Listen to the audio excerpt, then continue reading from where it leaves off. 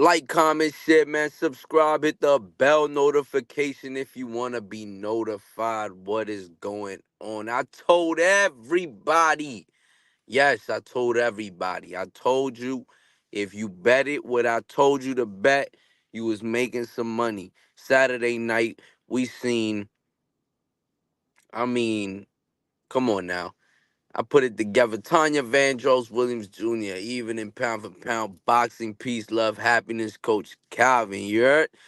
Appreciate you, man. Appreciate you. Appreciate you. God bless you. Let's get into it. Saturday night, we obviously had a three, three, three, three fights that were gonna be that I called out. That I said what was gonna happen. Jason Maloney. Let's start off with Jason Maloney. And Saul Sanchez. Now, in that fight, obviously, I said that that would be the potential upset. I said that that fight right there was gonna be the honest potential upset. That was probably gonna be the fight that was gonna be the upset, where the underdog was gonna come up victorious, and it almost happened. And it almost happened. And if you heard what I said I was taking Jason Maloney on decision at a minus 120 because this dude is not a puncher. He's not gonna he's not gonna knock you out. Even though he said in his interview that he wanted to make a statement and knock this dude out, not gonna happen. You know what I'm saying? One thing that we know about Mexican fighters is that their chin is made of steel for some reason, right? One thing is that we know that is that they chin is made out of steel. So this kid wasn't getting knocked out. I knew that for a fact. You know, the only way Jason Maloney had a shot in this was obviously to outbox him and get the victory. And I mean, it was such a great fight because it was such back and forth action. I mean, Maloney even got cut through the fight. It was a war. You know what I'm saying? Two fighters went into the ring and they was giving it they all. Sometimes you saw Maloney on the back foot. Sometimes you saw Maloney pushing uh Saul back. You know, and that's what I was like, oh man, possibly, you know, it was just so back and forth. And that's when I really started realizing that this fight could end up in a draw because it was such back and forth action where you didn't know what the judges were looking at. You know what I'm saying? You don't know what they were favoring. And it was just such close rounds where you could have favored either one of them. And it was just that type of night. But to me, I mean, Jason Maloney got the victory, and it was rightfully so. It was such a close fight, and he got the victory. You know what I'm saying? But not just the victory, he got it on decision or as a majority decision. So it was just that type of fight. It was that close of a fight. This kid Sanchez, he went in there and he was planning to upset Jason Maloney. What did I say though? I said he doesn't have the power, and they were both 20-2. You know what I'm saying? And I said I like Jason Maloney because of the experience. I like him because his resume. I like him because he's fought those top dudes. Came up short twice, but he's fought those guys, losing to Emmanuel Rodriguez and then getting knocked out by Nawa Inoue. So I liked it that he was already in fights like that, in the magnitude type of fights, whereas this kid, Saul, was coming up. He was coming up. He was coming up, and it was the most meaningful fight of his life. Now, did he show up? He showed up. He showed up. But what is boxing repeats its history? When you're fighting a champion, you have to beat him clearly. You know what I'm saying? It has to be a clear victory. And that's just what it was. So I was 100% confident that Jason Maloney will go in there and get the decision. Now I did say if you really want to be dangerous, if you feeling dangerous, you sprinkle something on Saul to get the victory. You sprinkle something on him to get that victory. And that's exactly what I said. And if you did, I mean, it was good that you did because of the fact that it wasn't a wash, It was such a close fight. Could have gone either way, you know. It was just you when you fight a champion, you have to beat him very clearly, and it can't be no questions out there. They're gonna favor the champion in that type of situation.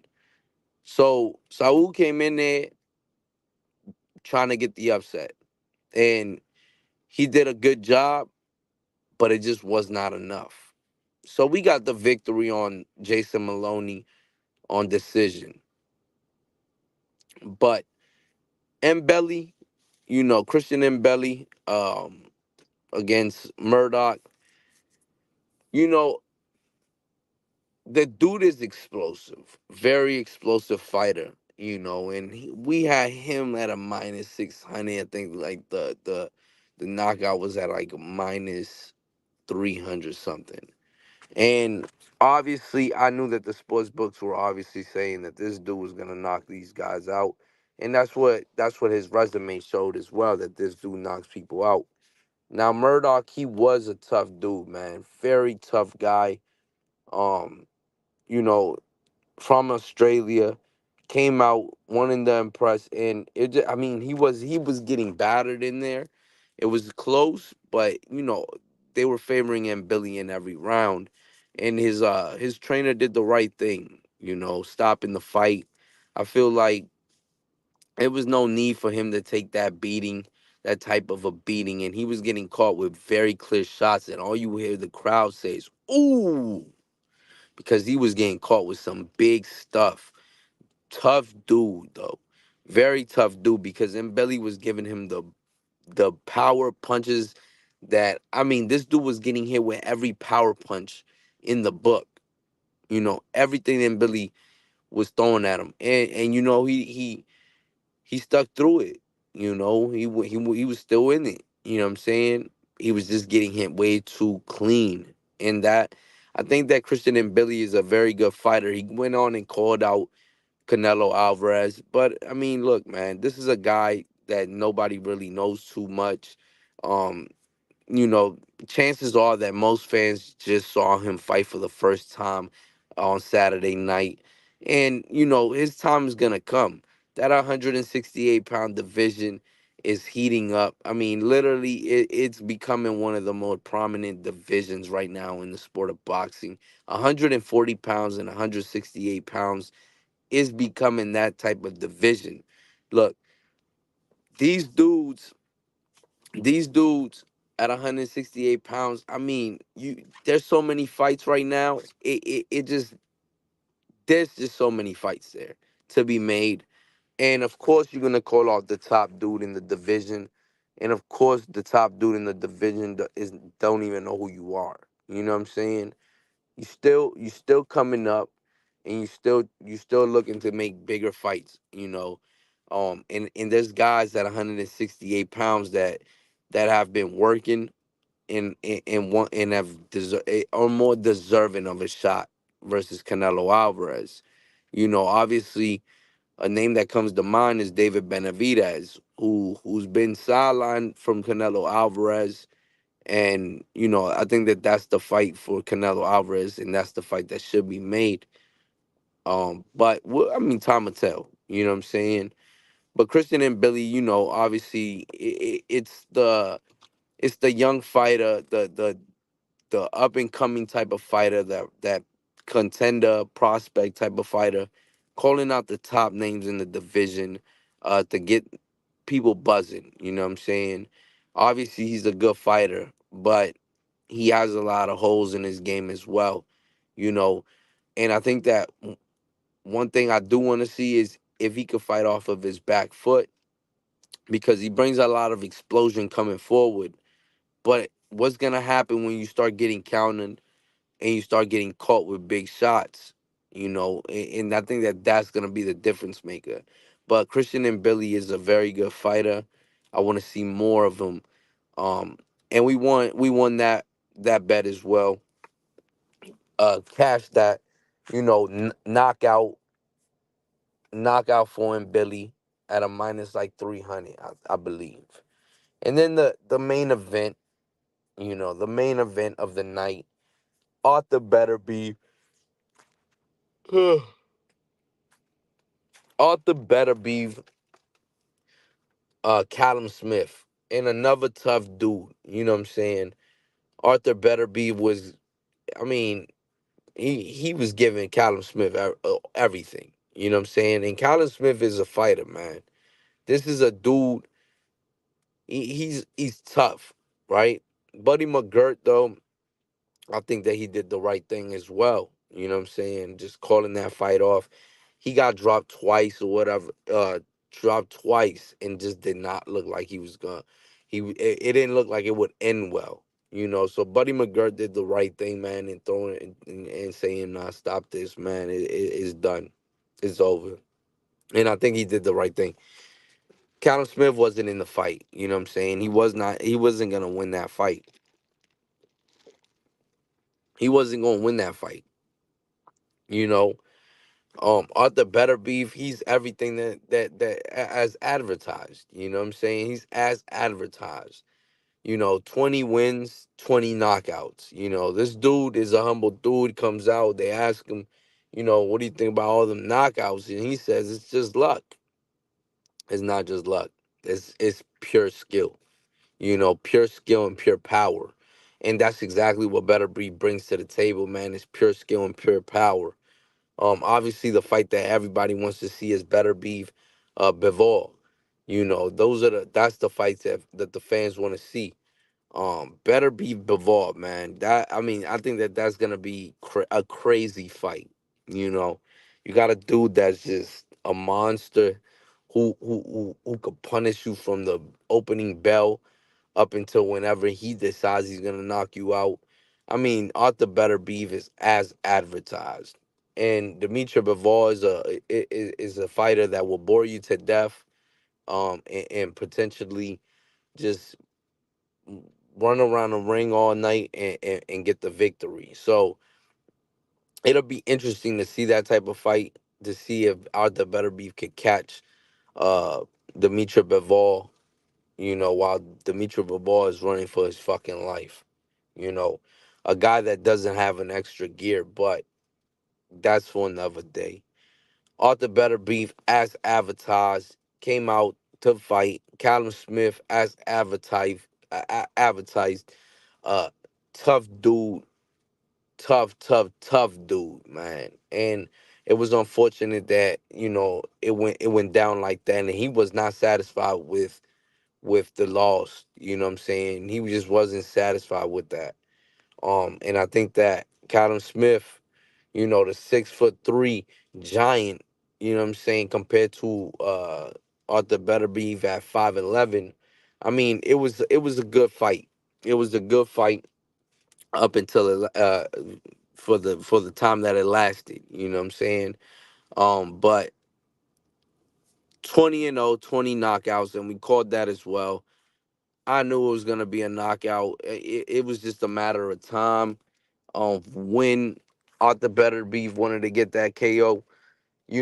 Callum Smith was gonna last, but like I said, bro, Arthur Beterbiev is a bigger Canelo Alvarez. Canelo Alvarez uh, pulverized uh, Callum Smith. The way that Canelo Alvarez broke down Callum Smith was strategic. You know what I'm saying? Just high ring IQ, breaking them down. If you're in the high guard, we're gonna break your high guard by punching at your wrist, at your hand, at your arm. You know what I'm saying? And that's exactly what Callum Smith, after that fight, his arms were bruised, because he was taking so much punishment to his arms, and it was just killing his arms, and Canelo Alvarez obviously broke him down that way. But knowing that Arthur Beterbiev is a bigger Canelo Alvarez, I just knew that it was gonna be a knockout. You know what I'm saying? And that's exactly what it was. So to end off the Saturday night, Jason Maloney with the decision, Mbelly with a knockout, and Arthur Beterbiev with a knockout. You know, and we won some money. This week, upcoming week, I'm not too invested in this week. Not too invested in this week. But I will say, Michaela Mayer versus Natasha Jonas. I'm gonna probably sprinkle some money on Michaela Mayer. I think that she's gonna probably come out. You know, after her loss with Alicia Baumgartner, with that in a fight that could have went either way.